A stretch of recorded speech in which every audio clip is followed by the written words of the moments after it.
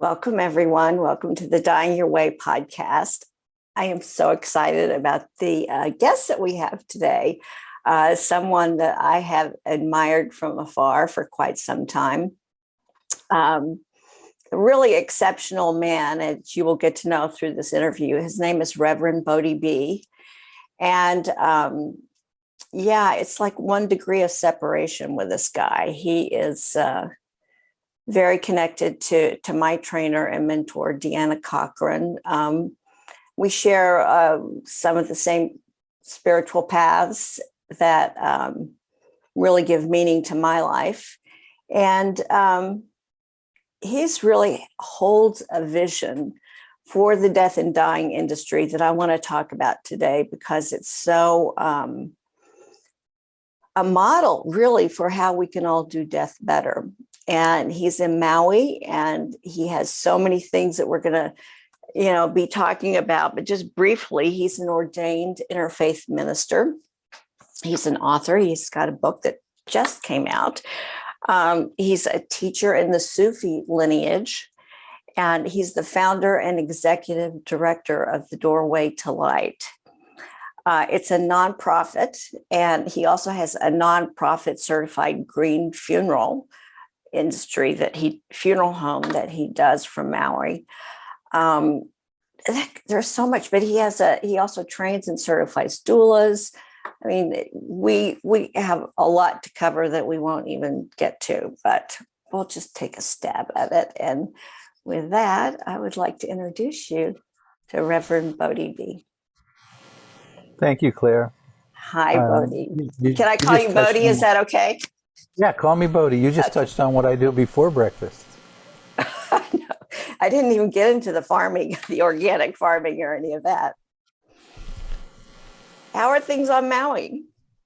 Right now we're in a bit of a drought, and it's seasonally very warm. I can't really be out in the garden after about 10:30 in the morning, and we're not getting enough rain. But that's the story of the world, really. Yeah. But it's so beautiful, and the ocean is so beautiful, and I live by streams and waterfalls and kids and grandkids and family, and so it's a beautiful life. I think that's wonderful that you've got all those generations together, and that you bring the community into that. So how did you manage and everything during the pandemic? Didn't change much, really. It actually really didn't change that much as far as what I do. I'm either home with my family in our garden or at our home, or I'm following the death track, either through phone or online teachings, classes that I'm offering and have offered, or following the next call about a funeral home need. Yeah. So, yeah. And then we run a store. I would love, just for my own self, but it's always fascinating to me to find out how people actually find themselves in this industry. And I guess, for lack of a better word, we have to call it an industry, death trade, or whatever. My father was a funeral director for 65 years. And so it kind of, without me realizing, something I'd been resonating with all along. But what led you to doing this? God made me do it, and that's really all I can say about it. It just seemed like one thing led to the next thing, and I became a hospice volunteer in the year 2000. I was doing a lot of counseling as a spiritual minister, and started to counsel people who were dying and who were grieving. I didn't feel like I was capable, or I didn't know about this whole death piece. So I thought becoming a hospice volunteer would be a good first step, and that was very powerful, just to be trained as a hospice volunteer. Yeah. Then hospice started sending me into homes to sit with dying people, and I'd never sat around dying people, and I was in the school of how do people actually do this thing called dying.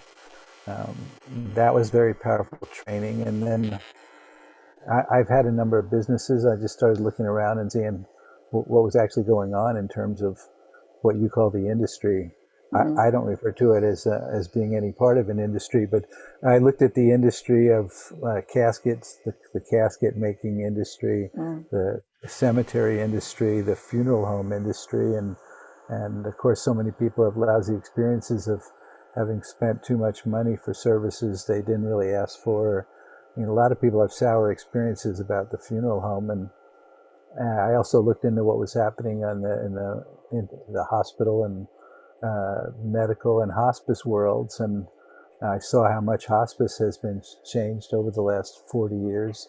mm, And then I looked at what was happening in the spiritual care, and what was happening was mostly in the Buddhist realm when mhm, I looked into it. And I thought, oh, I would like to do something in this world. And that was pretty much the beginning of Doorway into Light.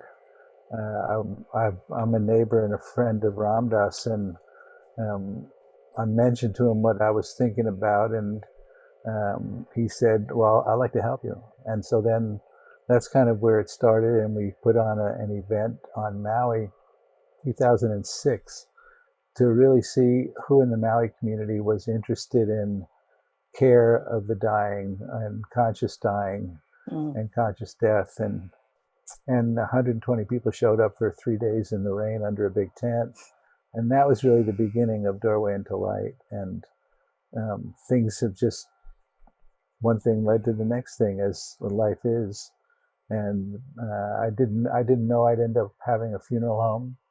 I actually wanted to have an office to offer counseling, and I started crafting locally made, inexpensive caskets, because the caskets provided by the funeral homes in town were the cheapest one was, in my view, a lot of money, and it was made in China with toxic wood and glue, Mm.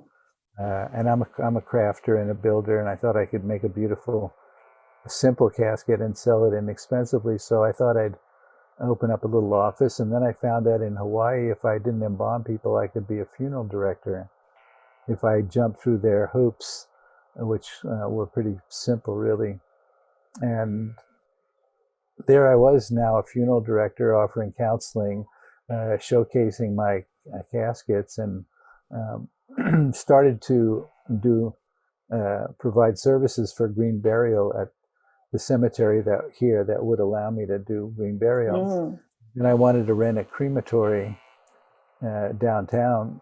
And when I went to speak to the owner of the funeral home, um, he didn't understand who I was or why I was there. And um, you're a funeral director? Yeah, I'm a funeral director. It really does the state of Hawaii know? Oh, sure, everything. I'm a funeral director. And he said, do you sell caskets? And I said, I do. I make them myself. And he said, do you sell urns? And I said, at that time, no. So I said, no, I do now, but I didn't at the time. And he just looked at me and he said, well, you're a funeral home. Get out of here. You're competing with us, which actually was very short-sighted, because now Yeah. I send businesses to the other crematory, and they'll give people a discount because I send them their way. But anyways, I went home and I said to my wife, Layla, honey, you'll never believe this. We have a funeral home. It was just kind of like that. And I thought, well, if I have a funeral home, I want to reinvent and revolutionize the experience of what a funeral home is. And I thought, well, I want to have a storefront in my funeral home. And that's how the death store Mm. um, was birthed. And it's just gone on from there. So that's kind Wow. of the nutshell story of Yeah. I mean, how it's did you get here. fascinating. We People were, come to me, just like you hear people say, I'm feeling called to this work, yeah. or I have a calling. And I've, as a minister, I understand and have really looked into and explored, what does that mean? Mm. Where does the calling come from? And what is it asking of us? In fact, what are we responsible to in following a calling? So now it's just like one thing, I'm just here to see where the calling wants to go. In fact, I did have COVID 6 weeks ago, and Oh, apparently a lot of people go into a brain fog, that COVID affects the brain, and I went into a big despair, really big. And I'm not somebody who despairs, even though I understand why a lot of people are feeling despair at this point. And in that deep despair, I didn't care if I did anything or didn't see any point to do anything. It's too big, the whole thing. Why do anything? And I didn't know if I was going to come back to the death work. And Georgia wow. was just like, "Wow, this is fascinating." I didn't know if I was going to come back to anything. But Wow. my grandkids are here, and they're a big piece of why I do what I do. Yeah. I'm working for my grandkids and your grandkids and everybody's grandkids and their grandkids, and Mm. that's kind of my story. Wow. I mean, that's fascinating about I mean, were you like very sick with COVID or it No, just, fortunately, it was just a lot of really big fatigue, and I ended up either napping or in bed or on the couch, and mm, it was mostly fatigue. But the brain funk despair thing was, uh, in some ways, quite fascinating. yeah. Wow, this is intense.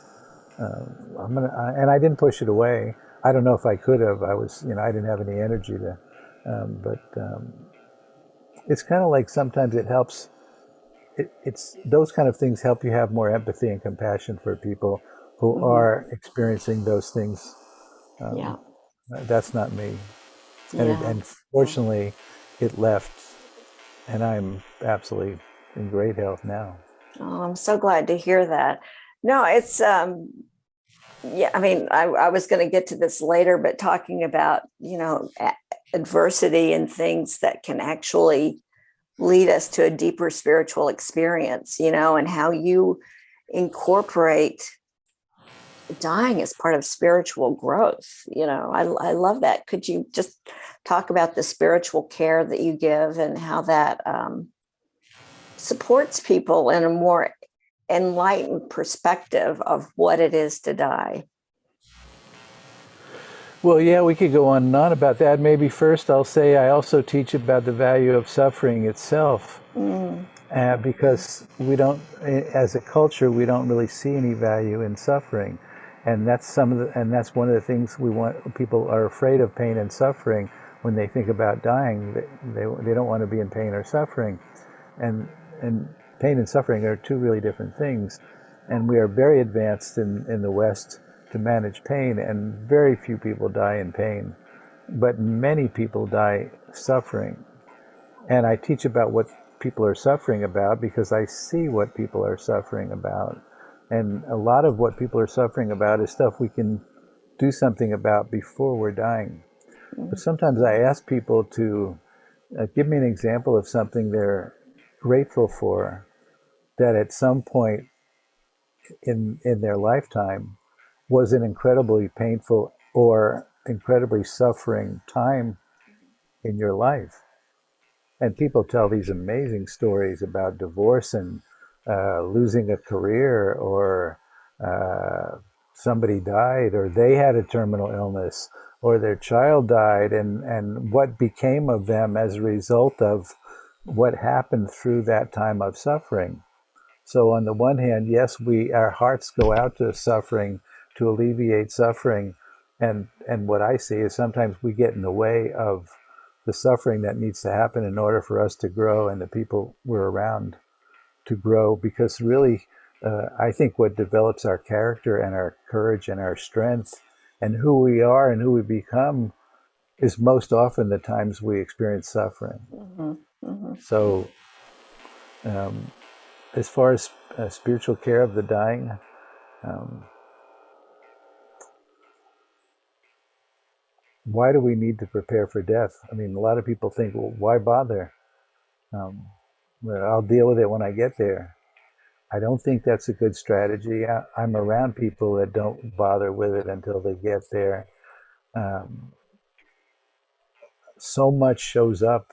Maybe you've seen yourself in terms of unfinished business, and how does one complete life and come to terms with one's life? Oftentimes people want to be forgiven.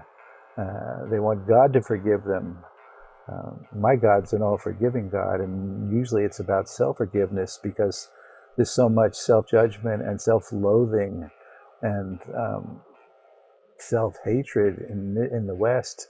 And of course, the dominant wound in our culture is not good enough. I'm not good enough, et cetera, et cetera. All of that shows up if we haven't worked with it Yeah. in our lifetime. Dying well is about living well, and few people, in my view, live well. And I think living well includes a real awareness that we're going to die and we don't know when. Yeah. Even though when I ask 100 people, and I do, I'm in a room with 100 and more people, and I'll say, how many of you know you're going to die and you don't know when? And most everybody raises their hand and looks at me like, well, that's a silly question. Everybody knows that. But I don't think that's true. I think everybody knows that in their heads as another piece of information. Maybe it's more real to them that other people die, but I don't think it's real and embodied and realized as a cellular thing that shows up in the way we live. Yeah, it's easy to talk about somebody else's death, but it's hard to talk about your own. Even in how I live my life. And so when I look around and it doesn't look like it's true that most people know that that's true in a real embodied, realized way, and that changes everything. It changes our relationships. Most of us have had a lousy experience of wish that wasn't the last time we saw somebody or spoke to somebody. What is it like when when I'm here with you and I don't know if I'll ever speak to you again? I want to bring my whole being to the moment, which is what people find out they're dying. They're like, wow, life is a miracle. It's so beautiful. I never felt so alive in my life until I found out I was dying. And I mean, that's common that you hear stories like that. And, that we need such a radical wake-up call to shake us out of what I would call the default cultural sleepwalk that so many of us fall into and forget that we live inside of a miracle. So that's, I don't know if that answered the question. Oh, but God, beautifully, just beautifully it did. I mean, it's. And what I found out, I've been teaching classes in the logistical, emotional, psychological, and spiritual steps to prepare for one's death. Is that your Esalen course? The Esalen course actually encompassed that piece, but that piece of the Esalen course was a three-part class that now I've taken on, which is preparing for your death, caring for dying people, and showing up for the dying in the world. That's the last few courses I've done with Esalen. And what I realized over the years, because as you said, we've been training professional and lay people in the care of dying people and certifying people. And then I started teaching people about specifically doing the work of preparing for your own death and why that's a good idea.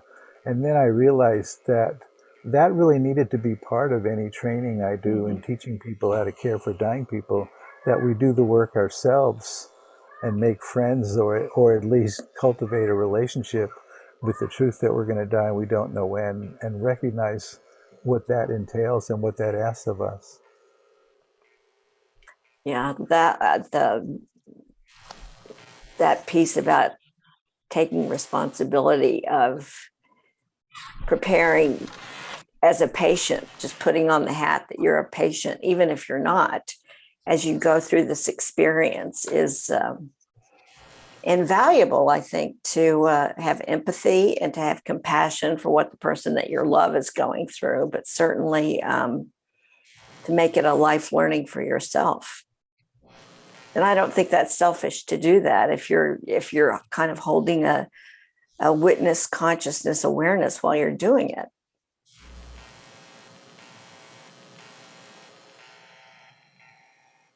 So go ahead. I mean, another piece of the spiritual piece is to really have a real relationship with some spiritual, whatever you call it. I could call it God. I could call it the miracle. I could call it the great mystery. I could call it the holy or the sacred. Whatever you call it, that you call it, Mm. and that you have a relationship with it inside yourself. So that becomes critically valuable when you're with a dying person who, for the most part, is only being seen by everyone as a dying person. Yeah. And they want to be seen inside that story or beyond that story. But in order to see the soul, I'll use that word, and that's a placeholder word. In order to see the soul in somebody else, you have to have that connection to your own soul in yourself. And I've seen how valuable, how healing, how powerful it could be to be with a dying person and not see the story that's playing out, but to see the being inside the story that wants to be seen and recognized. It's like being inside of a house that's burning down. There's somebody in there that's not burning down, that's very present, and in my view will continue beyond death in some way. So that's a piece of why we need to cultivate our own relationship. That's a real relationship with something deeper than the story that is playing out in our lives. Yeah.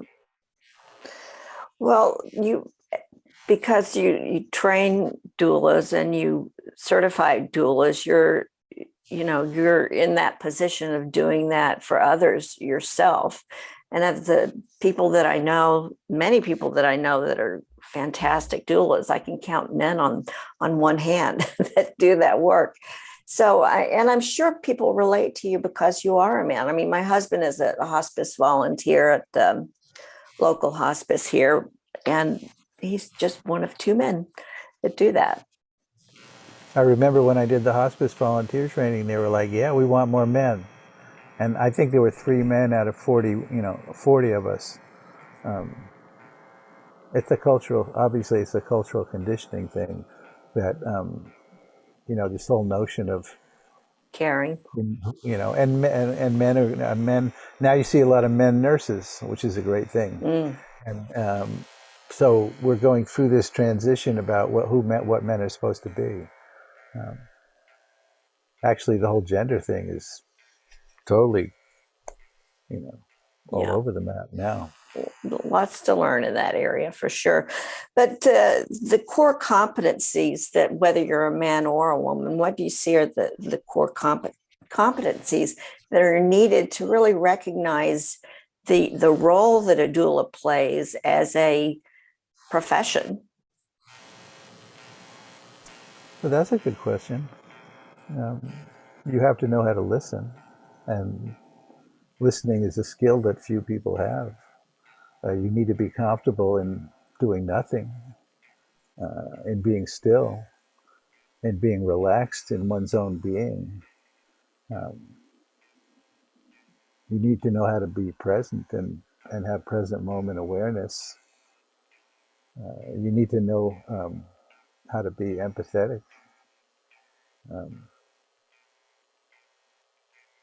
I think those right. You need to know what love is and what love means in any given moment.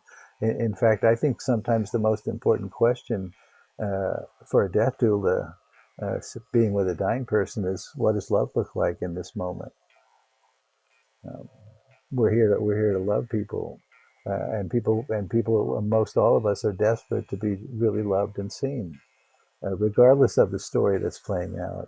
And sometimes the greatest gift you can give someone who's dying, even if it's somebody you don't know and have never met, is to be able to convey love in a real way that isn't dependent on conditions. And sometimes that's the most healing thing that can happen. For a dying person to actually feel seen and loved unconditionally. Yeah, I mean, I mean, healing is very different than curing, yeah, and they're not the same thing.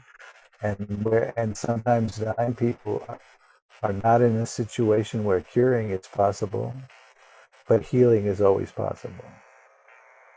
and there are everybody has.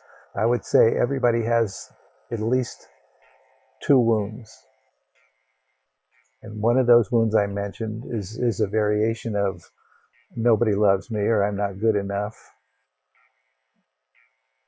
and the core wound, in my view, is the separation from God, and which is why loneliness is such an epidemic,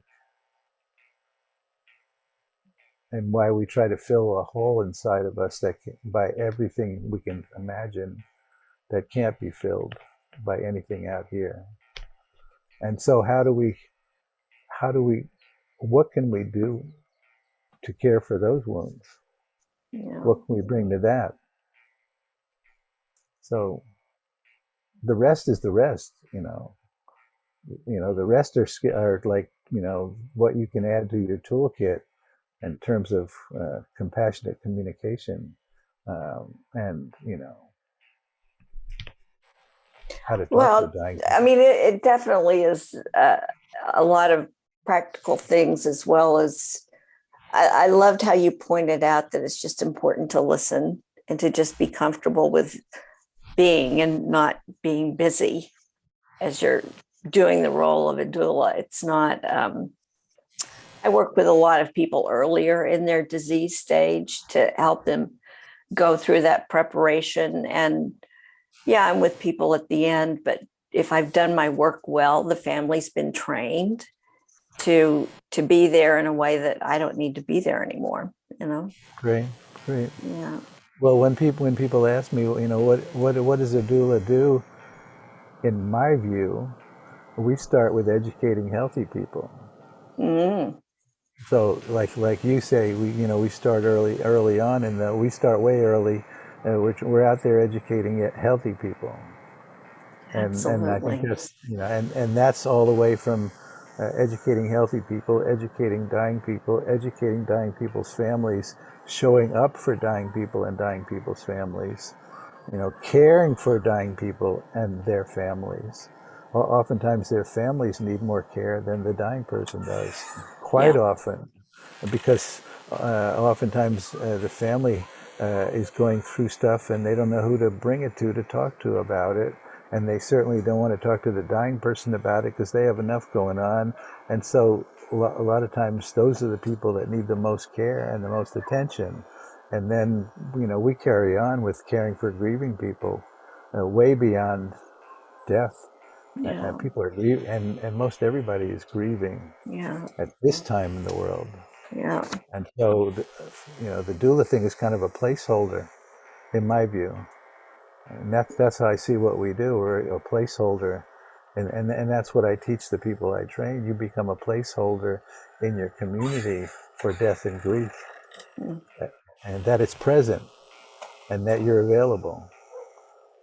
That Well, death and grief are present in the community and always have been, and not just since COVID, always have been and always will be, and that's part of the miracle, in my view.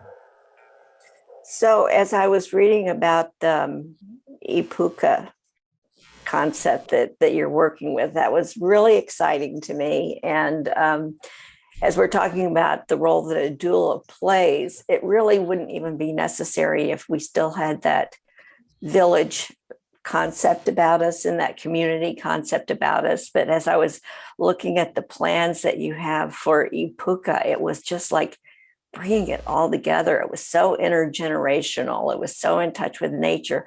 Tell us about that project, because I think it's a model for what could be. Oh, thank you. I'm glad you recognize it. Mm. And that's really about enacting a story where life and death are interacting and interweaving in healthy community life, not as some separate thing off somewhere. We in the West have really made it almost invisible. Now we're starting to bring it back into community life. But for the most part, we've made it invisible.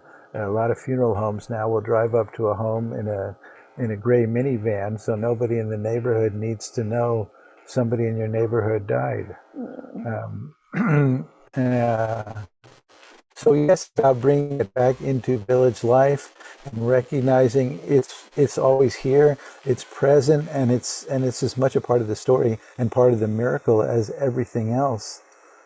And how and recognizing how much that adds to rich community life, rich Yeah. community village life.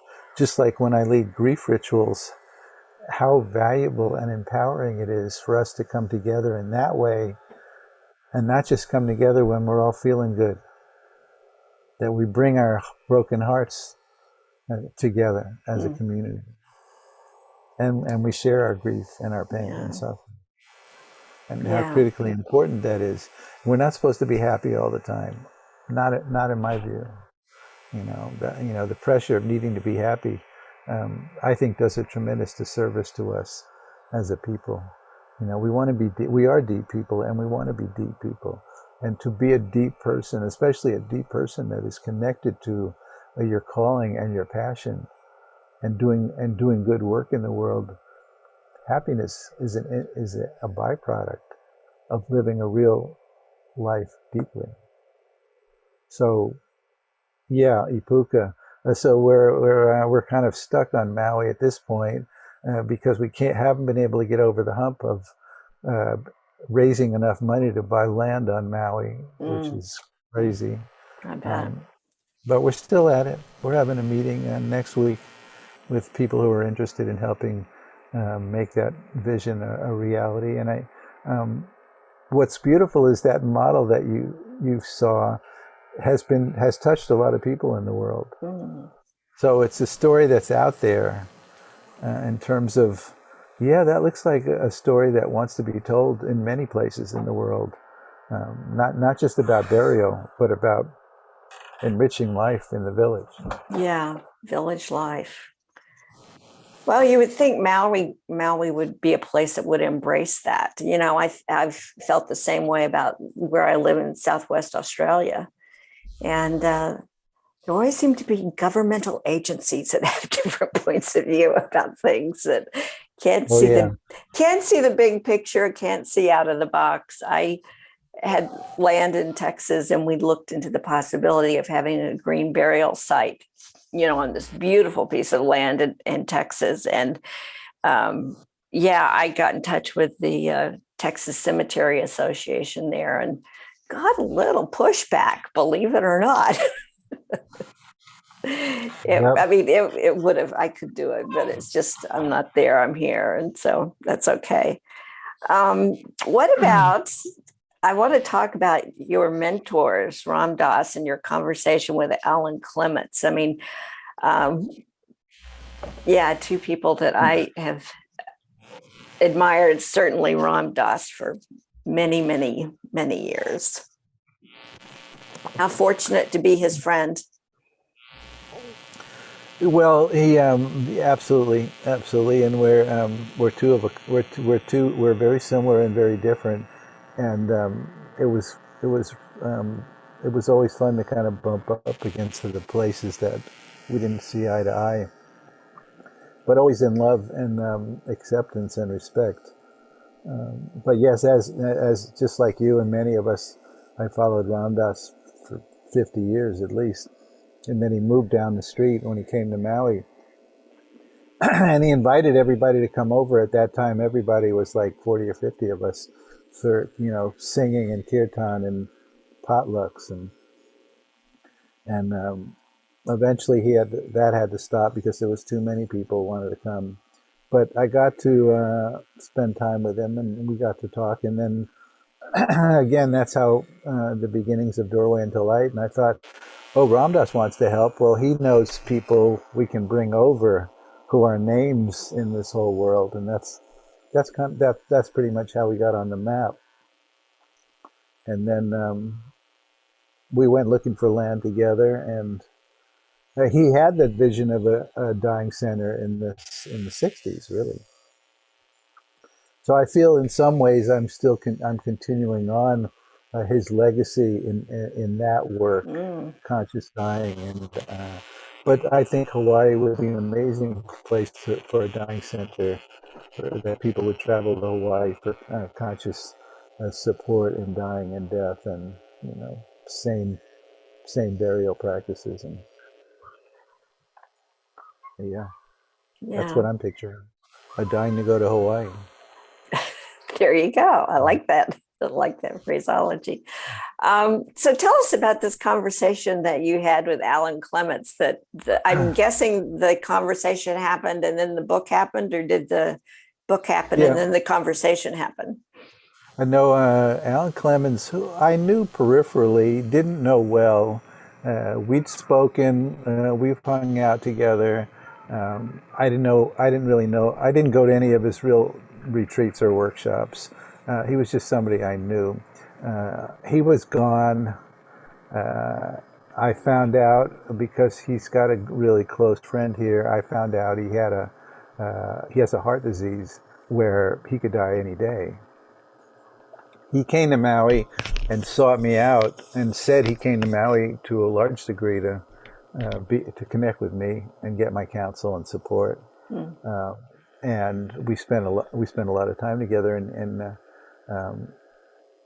he wanted to know if I'd be there for him in his dying time, and what that could look like, and what are his options. And here in Hawaii, if you're terminally ill, Hawaii has you can get a prescription to end your life. Hawaii is one of the 8 states where that's possible. Same in WA now. Great, and so we started talking, and Alan had this idea. Well, let's do a conversation on Facebook Live, and we'll film it, and we'll just have a conversation. A former Buddhist monk with a terminal disease, and a Sufi minister who runs a funeral home and teaches about death A and match dying. made in heaven.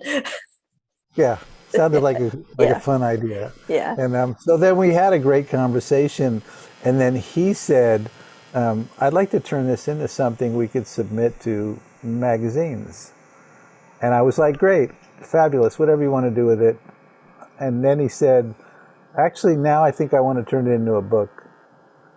And I said, "Oh, if you want to turn it into a book, let's go over it. And I don't want to look at a book years from now and wince about something I said, right? Like some of those videos you referred to when you looked at my website.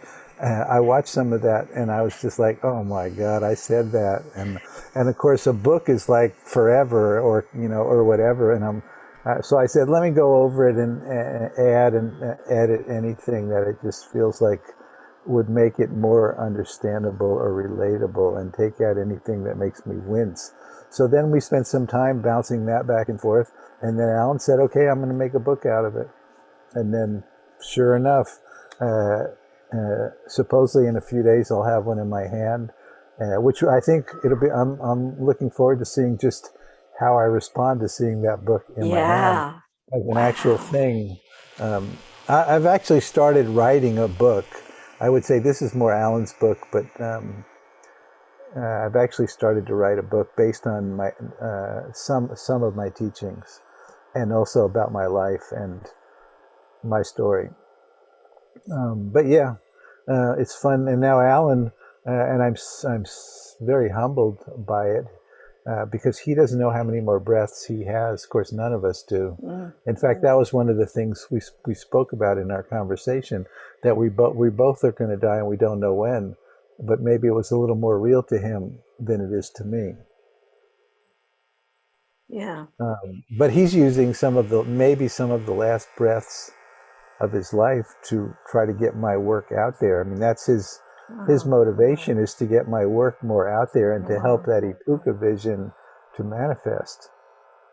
And so amazing. That's what he's spending his time on, how to get that out there. That's wonderful. So, I saw the conversation, well, the interview between the two of you, and I loved the chemistry and the connection and the easefulness between the two of you, and the content was great. It was really good.